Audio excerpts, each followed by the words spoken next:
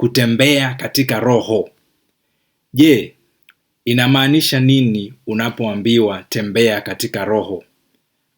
Maana wengi ni Wakristo, wako na makanisa, wako na mabibilia, wako na marafiki, wako na pesa, wako na uwezo, lakini hawajaelewa kutembea in their new identity. Sasa kutembea katika roho ni nini? Maana kutembea katika roho, wengi wameokoka lakini hawajajua jinsi ya kutembea katika upya wao. Wanatembea kulingana na zama yao, kale yao. Wanasahau ya kwamba wakati ulipompokea Bwana Yesu, ulibadilika ukawa kiumbe kipya. Ya kale yaliisha, mapya yakaanza. Your new chapter ilianza na Mungu, maana ulizaliwa ukafanyika kuwa mwana wa Mungu. So stay tuned as we dive deep into this truth. God bless you.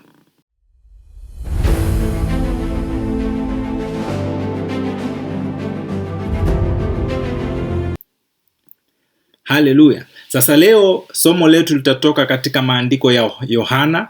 Tutachambua kitabu cha Yohana 3:1-8, na tutaangalia Warumi 8:1-17. Unaweza andika vitabu hivi chini. Kuna Wagalatia 5:16-25, na tuko na Wakorintho wa pili 5 kuanzia 17, Wakolosai 3:1-10, Yohana 4:23-24.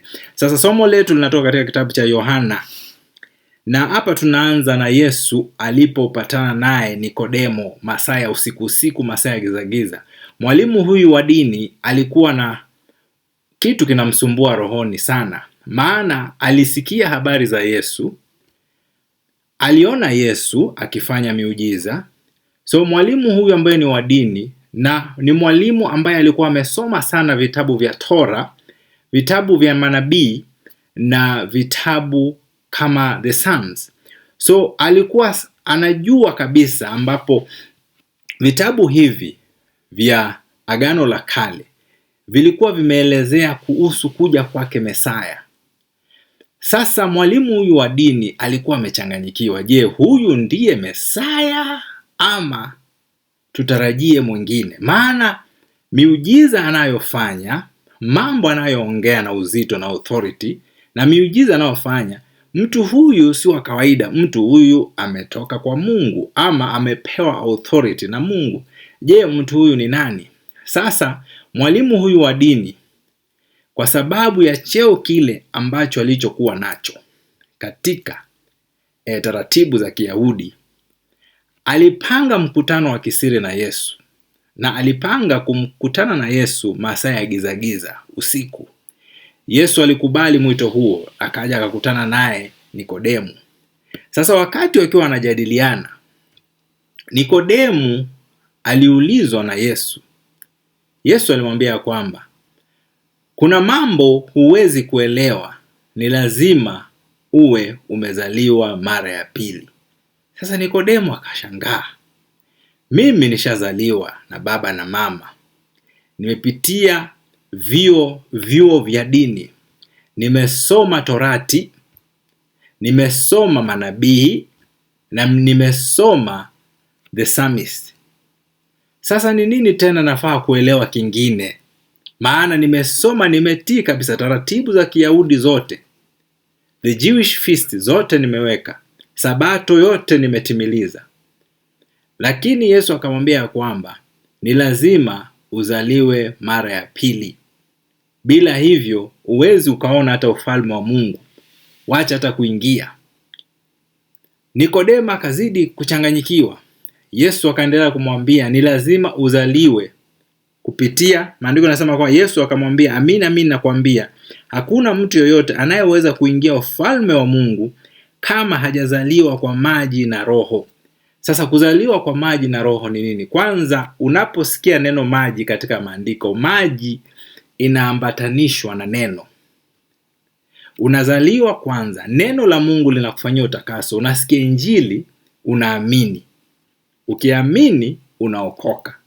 Ukiokoka unazaliwa mara ya pili, roho wa Mungu anakuja anaishi ndani yako. Sasa lazima vitu viwili zifanyike. Uzaliwe kwa maji na neno la Mungu, na uzaliwe tena kupitia Roho Mtakatifu.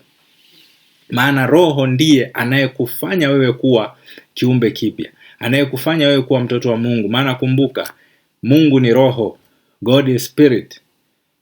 Na Mungu ni spirit, sisi watoto wake tunazaliwa ili tuweze kushirikiana na yeye katika kiroho, maana Mungu ni roho.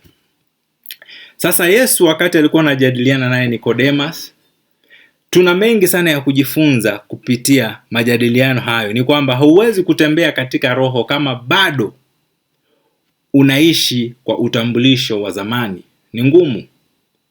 Unaweza kuwa unafahamu maandiko, unaweza kuwa unafahamu mambo mengi, unafahamu taratibu za Kiyahudi, lakini kama hujazaliwa mara ya pili, hauwezi kuona ufalme wa Mungu na huwezi kuingia ndani ya ufalme. Ni kama leo ujaribu kuongana kuingia katika familia ambayo mimi nimezaliwa, haiwezekani. Hata upitie mlango gani, haiwezekani. The only way unaweza kuwa mtoto mkamilifu wa familia ambayo nimetoka, boma ambayo nimezaliwa, moja ni uwe umezaliwa katika boma hiyo, ama uwe umekuwa adopted in that family. Maana ukiwa umekuwa adopted iko right na mtoto mwenye amezaliwa hapo. Sasa huwezi kuwa an outsider na ujiite mtoto wa boma hiyo. Haiwezekani. Legally haiwezekani, lawfully haiwezekani. Sasa katika ulimwengu wa kiroho mambo hayo pia yanafanana. Watoto wa Mungu ni watoto wale ambao wamezaliwa kwa roho, wamezaliwa mara ya pili. Sasa Nikodema akili yake ilikuwa nini? Nimezaliwa na wazazi wangu. Unaweza kwambia hapana. Ukizaliwa, mwili huzaa mwili, lakini roho huzaa roho. So wakati unazaliwa kwa roho, chenye kinabadilika, asili yako inabadilika, mtazamo wako unabadilika. Sasa wewe ili uweze kutembea katika roho, jambo la kwanza la kufahamu ni kwamba lazima ujijue wewe ni nani kwanza katika ulimwengu wa kiroho. Na ukishajua wewe ni nani, jambo la pili unafaa kujua ni nini ambacho umepewa katika ulimwengu wa kiroho. Maana kama sasa hivi ukitaka kujiona wakati umevaa vizuri asubuhi, unaenda kwa kioo, unajitazama, unaona jinsi ulivyo. The physical mirror inakuonyesha how your physical body inakaa. Sasa wewe kama mtoto wa Mungu kujijua, ni lazima utazame kioo cha roho. Na kioo cha roho ni neno la Mungu. Lazima uje ujione jinsi vile Mungu anasema kukuhusu katika neno lake. Maana asili yako imebadilika. Rangi yako inaweza kuwa haijabadilika, mwili wako hujabadilika, maumbile yako ni yale yale, lakini katika ulimwengu wa kiroho wewe ni kiumbe kingine. Maana Mungu sasa harelate na wewe kama mtu wa zamani, anarelate na wewe kama mtoto wa ndani, an insider. Na Mungu anawasiliana na wewe kulingana na upya wako ndani yake. Anakuona venye wewe uko mpya. Sasa lugha yako na lugha ya Mungu lazima iambatane. So ni vyema sana ujifahamu wewe ni nani katika roho, katika rohoni. Ukishajua wewe ni nani katika rohoni, sasa unaweza anza kutembea kulingana na jinsi ulivyo katika rohoni. Bwana Yesu asifiwe. Sasa unaona mambo haya hauwezi kuyafanya kama wewe hujazaliwa mara ya pili. Kitu moja unafaa ufahamu na Mungu, Mungu ni Mungu wa mpangilio. Kama sasa tunapoangalia katika Tora, kabla Mungu hajashuka kakaa naona Israeli pale jangwani, alipeana instructions. Lazima kwanza the tabernacle ingejengwa. Wakati ilijengwa na instructions zote zikafuatwa, ndipo Mungu alikuja akaketi mahali pale pandani. Sasa hivyo, kabla Mungu hajakuja akaishi na wewe kupitia Roho wake Mtakatifu, ni lazima kwanza uzaliwe mara ya pili. God will never invest in confusion. God is not the author of chaos. Mungu ni Mungu wa structure, anafuata mfumo. Na structure ambayo Mungu amepeana ni kwanza zaliwa mara ya pili kupitia mwanawe Yesu Kristo. Ukishamkubali Yesu, Mungu naye kupitia Roho yake Mtakatifu anakuja anaishi ndani. Sasa Mungu anaishi ndani yako. Mungu anatembea na wewe. Mungu anaanza kuwa sasa mwalimu wako. Mungu anakuwa your shepherd. Anakuongoza, anakulinda, anakulisha na kuvisha. Bwana Yesu asifiwe.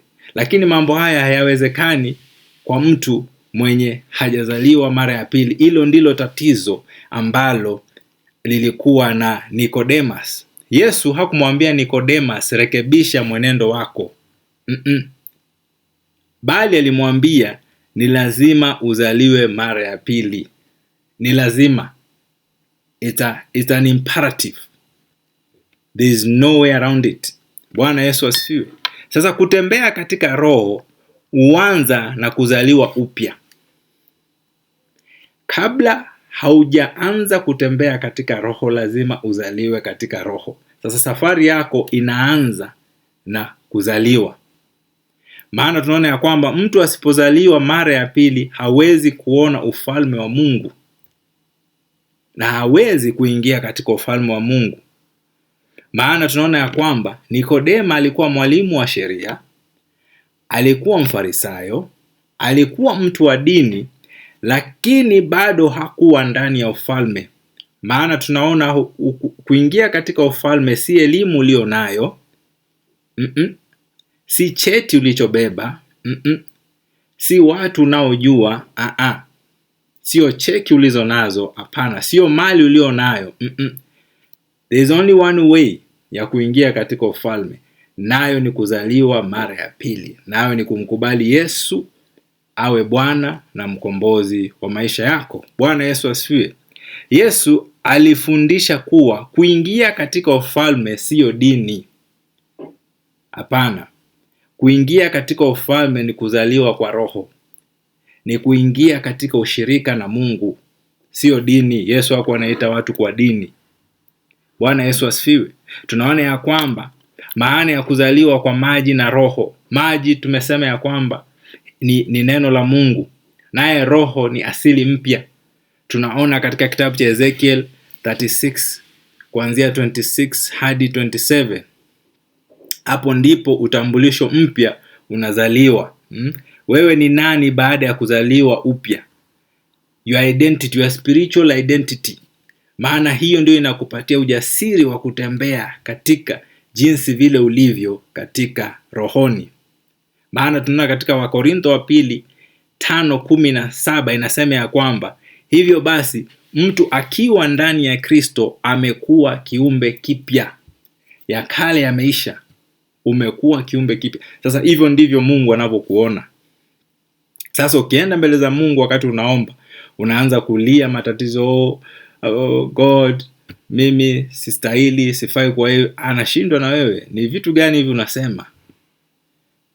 Maana wakati ulipeana maisha yako kwa Yesu Kristo, ukazaliwa mara ya pili, mambo yako yalichange. Sasa unaongea lugha geni yenye haiko. Sasa mamboanga ni lazima sana ujifunze kuongea kwa imani. Ni lazima ujifunze kunena jinsi ulivyo katika rohoni, hata kama bado in the physical haijaanza kumanifest. Unavyojiona katika ulimwengu wa kiroho, katika rohoni, vivyo ndivyo unafaa kunena. Matamshi yako yanafaa kukiri kile ambacho kiko ndani ili kiweze kumanifest. Jinsi Mungu alianza kufanya katika uumbaji, the creation. God spoke. Wakati Mungu alinena ikafanyika. So vile ulivyo katika rohoni ndivyo matamshi yako yanafaa kuni. So unazaa kile kilicho ndani yako, kina manifest in the physical kupitia matamshi yako na maneno yako. Sasa maneno yako ndio yamebeba uhai na kifo. The power of life and death is in your tongue. Sasa unaweza jimaliza hapa na unaweza jijenga kupitia maneno yako. Sasa wewe mwenyewe ndio unazuia kile kilicho ndani yako kisimanifest in the physical. Maana wewe mwenyewe unajimaliza na matamshi yako. Unanena kulingana na mazingira. Unaacha circumstances ziweze kukudefine. Badala uache neno la Mungu likudefine. The Bible inasema ya kwamba let God be true and every man be a liar. Simama na neno la Mungu.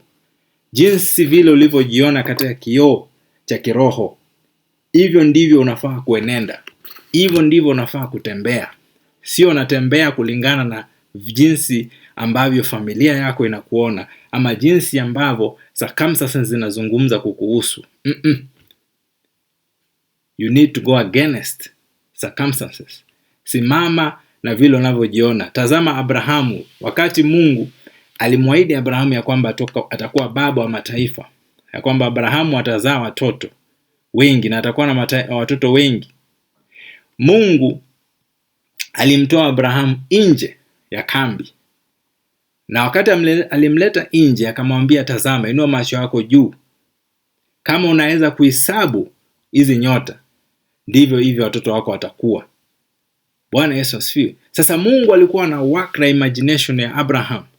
Na wakati huo Mungu anaambia Abraham vitu hivyo, Abraham hana hata mtoto. Amepita hata umri wa kupata mtoto. Mke wake Sarai naye amevuka umri hata wa kuweza kubeba mtoto. Biologically haingewezekana. In the physically it was impossible. But Abraham kuna kitu moja alifanya. Aliamini Mungu.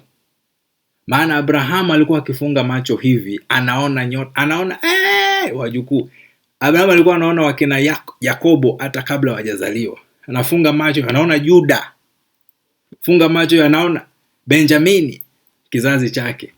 Anafunga macho, anatuona sisi, watoto wake, kupitia imani. Hiyo inasema ya kwamba ilimfurahisha Mungu na Mungu akamhesabu kuwa mwenye haki. Because Abraham was the father of faith. Kuamini Mungu hata kama in the physical haionekani. Hiyo ndio kutembea katika roho. Maana in the spiritual realm ushajiona na umeona ahadi za Mungu ni za ukweli. Bwana Yesu asifiwe. Sasa Yesu akaendelea kusema ya kwamba hivyo basi mtu akiwa ndani ya Kristo amekuwa kiumbe kipya.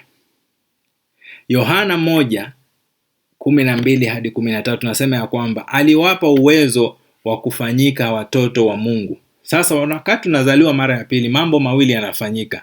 Kwanza unakuwa kiumbe kipya kulingana na Wakorintho 2.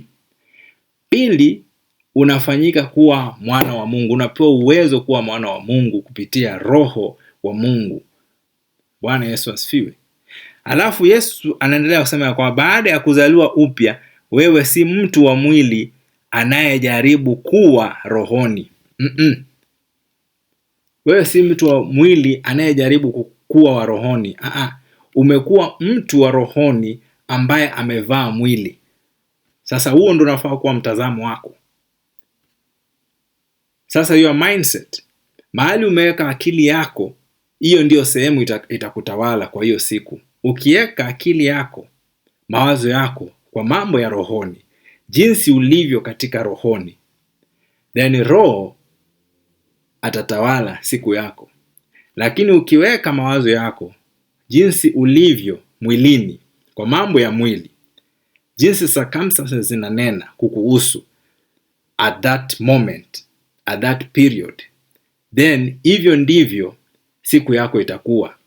Na ujue ya kwamba wakati mawazo yako umeweka katika mwili, in the physical, utakuwa na disappointment, utakuwa na depression, utakuwa na stress na magonjwa yasiyoeleweka. Lakini wakati mawazo yako unayaweka katika rohoni, jinsi ulivyo katika rohoni, hata kama unapitia wakati mgumu, hata kama uko na maumivu katika mwili, ukitazama venye maandiko yanasema rohoni kwamba kwa kupigwa kwake tumepokea uponyaji, by his stripes you are healed, unaanza kujiona mtu mwenye amepona.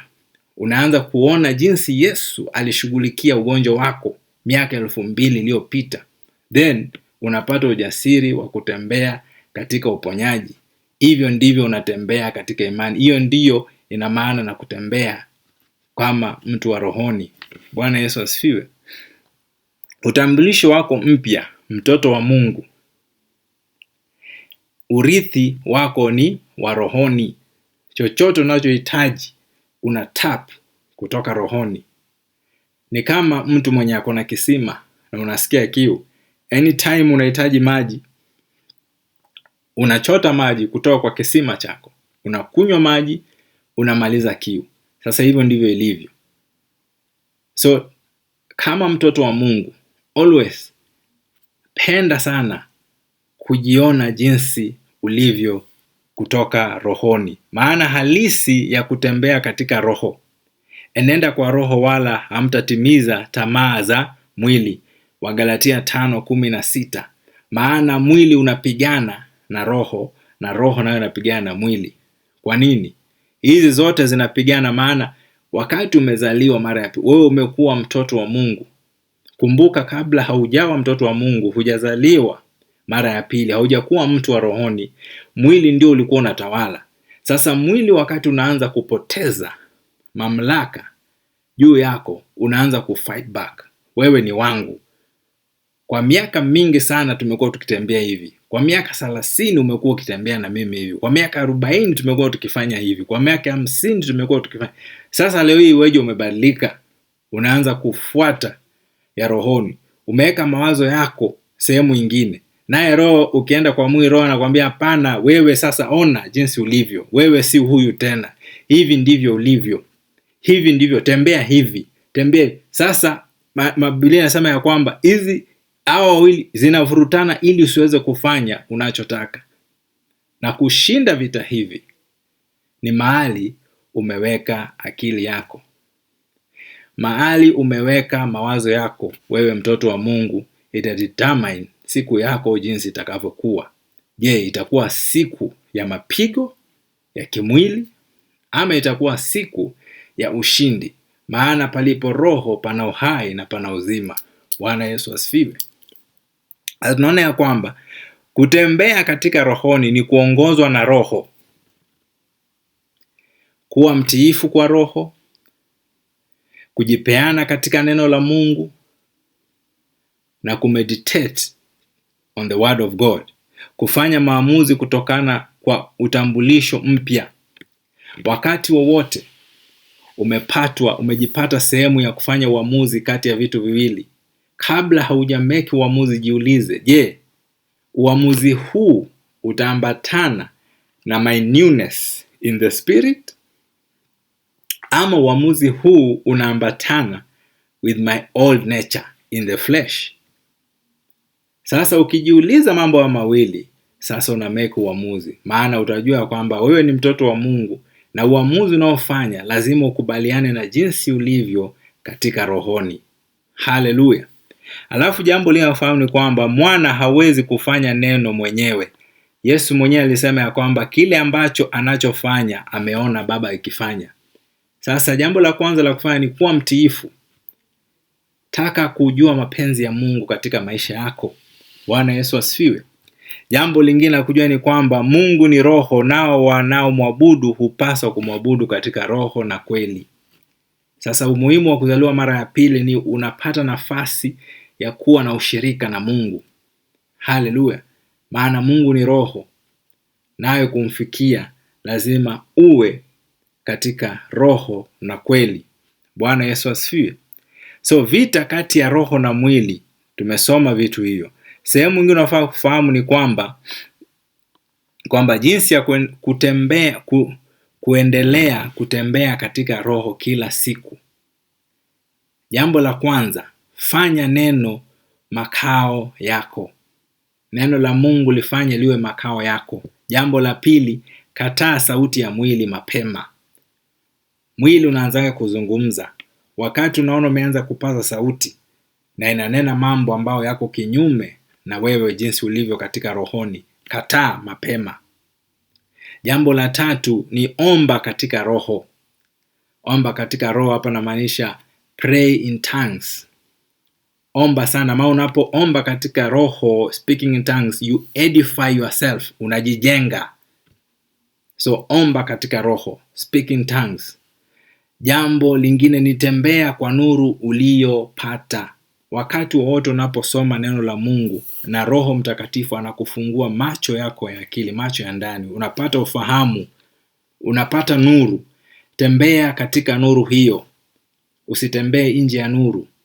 Maana the word is a light, is a lamp to your foot and the light to your path. Jambo lingine ni kubali kuongozwa, sio kudhibiti. Kubali kuongozwa. Matunda ya kutembea katika roho tunayajua: upendo, amani, uvumilivu, utakatifu wa kweli. Bwana Yesu asifiwe.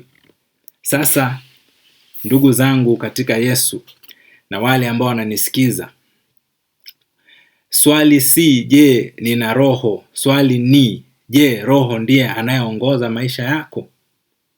Na kama uko pale na haujampokea Bwana Yesu, ningependa ukupea fursa hii kukuita katika ushirika huu wa Roho Mtakatifu. Basi rudia nyuma yangu, sema: Bwana Yesu, mimi ni mwenye dhambi. Niko mbele zako, nisamehe leo dhambi zangu zote na makosa. Futa jina langu kwa kitabu cha hukumu, andika jina langu kwa kitabu cha uzima. Nimemkataa shetani na kazi zake zote. Nimeukubali Yesu uwe Bwana na mkombozi wa maisha yangu. Amen and shalom. Ningependa kukuombea ndugu, dada katika Yesu, ya kwamba siku ya leo Mungu akaweze kukufungua macho, ukaweze kujijua we ni nani katika rohoni, na Mungu akaweze kukusaidia katika safari yako ya kutembea kulingana na jinsi ulivyo katika rohoni, na pia Mungu akaweze kukupea ujasiri wa kuweza kuclaim your authority in the spirit. God bless you and shalom.